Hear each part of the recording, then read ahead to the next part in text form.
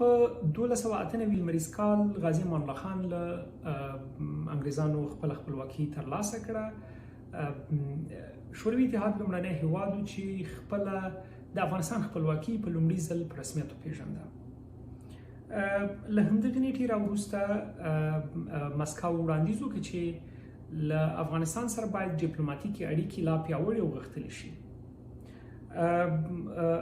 او له دې وروسته بیا مسکو په مستقیم او غیر مستقیم ډول له افغانستان سره خپلې مرستې او کومکونه شروع کړل. دا مرستې او کومکونه تر هغه وخت پورې دوام کوو کله چې ظاهرشاه واک ته رسیږي. د ظاهرشاه د واکمنۍ پر مهال د مسکو او د افغانستان ترمنځ یو تړون لاسلیک کیږي او په دغه تړون کې راغلي چې شوروي اتحاد به د افغانستان د نظامی ځواکونو د ملاتړ په برخه کې مرسته کوي، هغوی ته به زده کړې ورکوي او د هغوی د تخنیکي چارو کومک وکړي.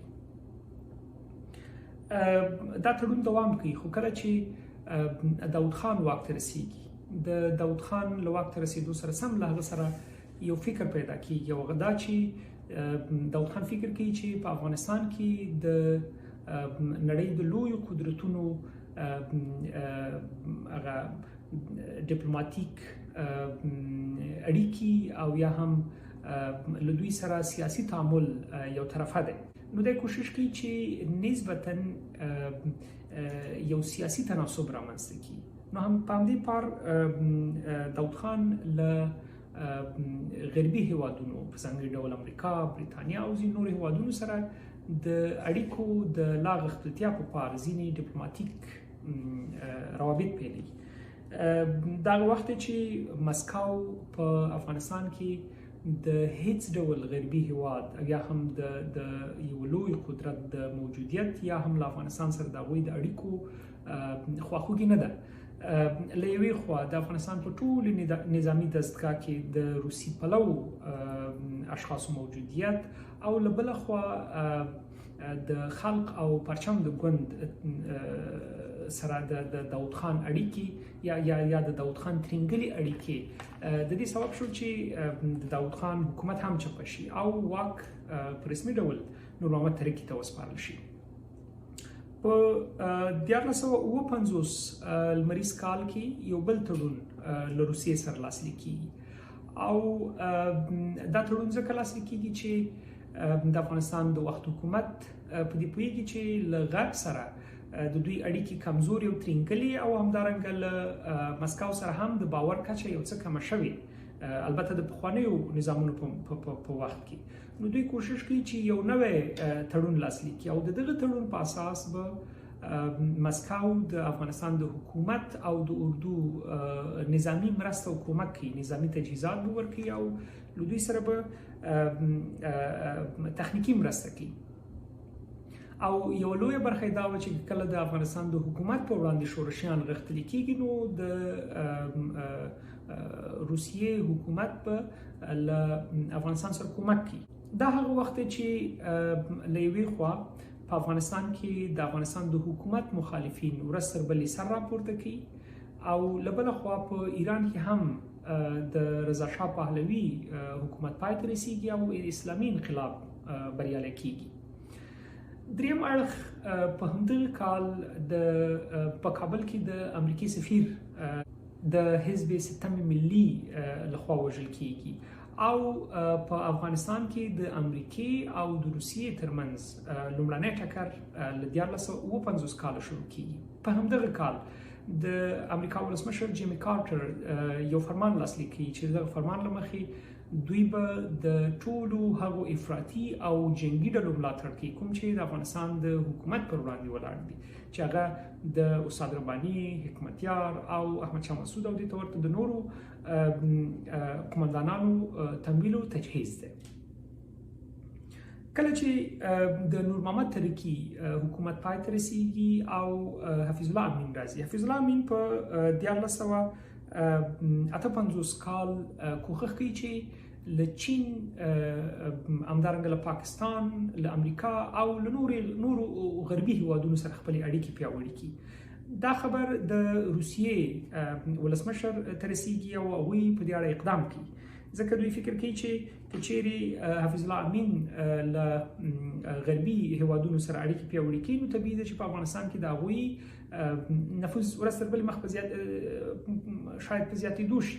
نو له همدې امله په 1958 کال د جدي په میاشت کې د افغانستان ته د راتګ پلان نیسي. حفیظ الله امین چې مخکې له مخکې یو څه معلومات لري هغه جمهوریت ریاست تاجبیک ته انتقالي او د جدي په 8مه نیټه روسان په رسمي ډول افغانستان ته راننوځي. د وخت ولسمشر حفیظ الله امین وژني او د افغانستان له ملي راډیو اعلان کوي چې بابر کارمل چې دا وخت د لومړي وزیر د مرستیال په توګه کار کوي د جمهور رئیس په توګه اعلانوي. دلته د جګړې دوه خواوې د جګړې لومړی خوا افغانستان، شوروي اتحاد، هندوستان او آلمان. د جګړې دویمه خوا بیا پاکستان، سعودي عربستان، چین، بریتانیا، ایران او امریکا و چې دوی په مستقیم او غیر مستقیم ډول له ټولو هغو افراطي او جنګیالیو ډلو سره کومک او مرسته کوله کوم چې د افغانستان د حکومت په وړاندې ولرو. یو بل جنگي ډله چې هغه د عبدالله اعظم او د اسامه بن لادن په مشرۍ مستقیما د افغانستان په جګړې کې ښکېلو هغه القاعده.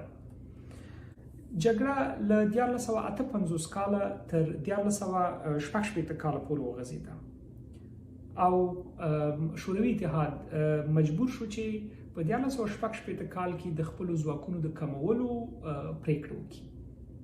دا کال دی چې په دومره اوږدې جګړې کې شوروي اتحاد له داخلي کړکېچ سره هم مخ دی او همدارنګه د جنګي او اقتصادي ذخایرو له کمښت سره هم ورځ تر بلې مخ کېږي. کله چې په 1980 میلادي کال ډاکټر نجیب الله واک ته رسېږي دغه وخت دی چې له کارمل څخه د افغانستان د سیاسي جوړښت بدنه یو څه پاشل شوی و. د ډاکټر نجیب الله په واک ته رسېدو سره دغه بدنه بیرته یو څه انسجام مومي او ډاکټر نجیب الله د ملي مصالحې سیاست اعلانوي. هغه وایي چې د افغانستان معضله باید د خبرو اترو له لارې حل شي او د افغانستان ستونزه یوازې د سیاسي مصلحت په اساس حل کېدلی شي. په 1968 لمریز کال کې د همدغه سیاست پر بنسټ په سویس کې یو تړون لاسلیک کیږي. دغه تړون څلور خواوې دي. یو خوا امریکا، بل خوا پاکستان، بل خوا افغانستان او بل هم شوروي اتحاد. دغه تړون مهم او اصلي هدف دا دی چې امریکا او روسیه په افغانستان او پاکستان کې نور مداخله نه کوي او شوروي اتحاد به د خپل ځواکونو د وټلو وروستۍ نیټه هم اعلانوي او هماغه چې په 1968 کال د دلوي د میاشتې په 28مه نیټه له افغانستان څخه ټول شوروي ځواکونه ووتل. دغه جګړې افغانستان ته کوم زیانونه ورپېښ کړل؟ غواړم په څو لنډو برخو کې تشریح کړم. افغانستان ته د روسیې راتګ د افغانستان په جګړې کې ښکېلتیا او له افغانستانه بیرته وتل افغانستان له یوې دایمي بې ثباتۍ سره مخ کړ. افغانستان په داخلي جګړې کې ښکېل شو. شاوخوا له 15 میلیونو انسانانو نیولې تر 10 میلیونو انسانانو پورې مهاجر شول. له 2 میلیونو افغانانو زیات شهیدان شول. له 3 میلیونو افغانانو زیات زخمیان، معلول او معیوب شول. همدارنګه په افغانستان کې شاوخوا 2 میلیونه انسانان داخلي بې ځایه شول او له دې سره سره د افغانستان شاوخوا 1.5 سل کلن د ملي اردو چوکاټ له منځه لاړ. همدارنګه د پولیسو چوکاټونه له منځه لاړل. د افغانستان ټول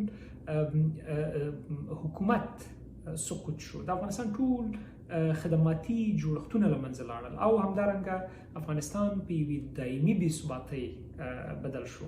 بدبختانه د دغې جګړې، د دغې بې ثباتۍ او د دغه کړکېچ قیمت موږ اوس هم پرې کوو.